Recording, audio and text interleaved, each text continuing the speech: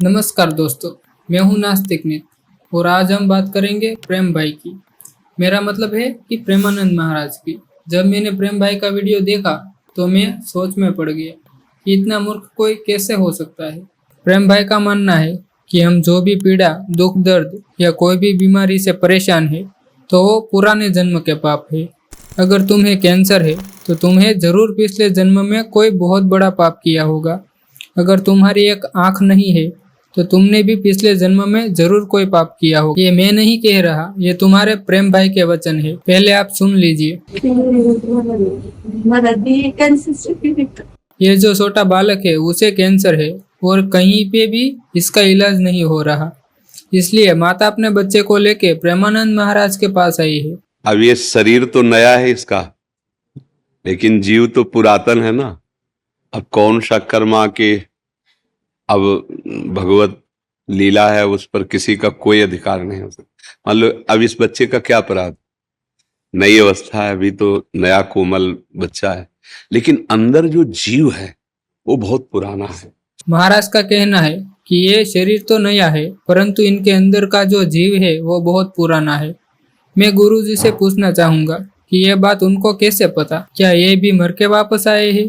क्योंकि अबोध बच्चा होता है अब, लेकिन देखो ऐसा अब कैंसर जनित भयानक कष्ट वाला रोग, अब ये पूर्व, इसीलिए कहते हैं भजन करो, नहीं इस जन्म का कर्म कई जन्मों तक तुम्हें दंड रूप में मिलेगा। ये सब तो ठीक है, पर इन सब में भजन का क्या लेना देना?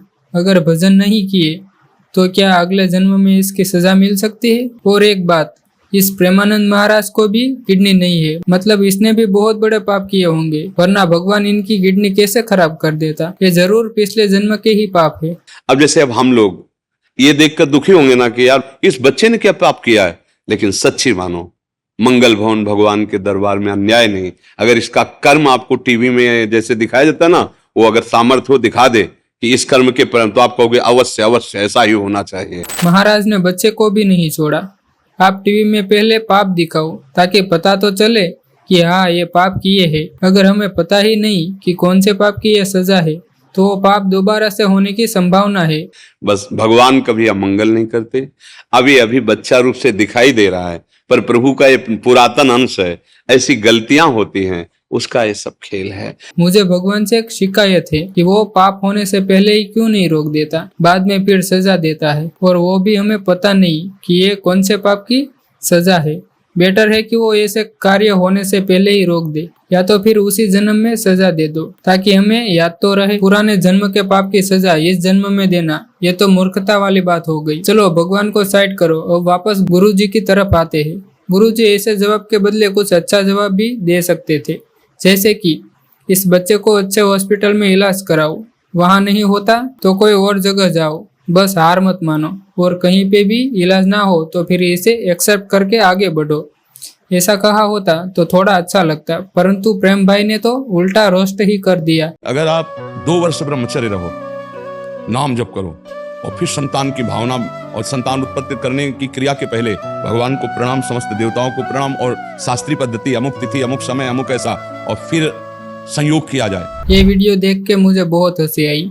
इन सब बाबाओं को डॉक्टर ही क्यों बनना है? हर वक्त लगे रहते हैं कि ऐसे बच्चा होगा वैसे बच्चा होगा। सबसे बड़ी हंसने वाली बात तो ये है कि आपको संभोग करने से पहले भगवान को प्रार्थना करनी है, और सेक्स भी सही टाइम पे मुहूर्त देख के करना है। कितनी अजीब बात है, और कुछ अंधभक्त इसे सच मान लेंगे। आपने क्या भगवान को दे दिया?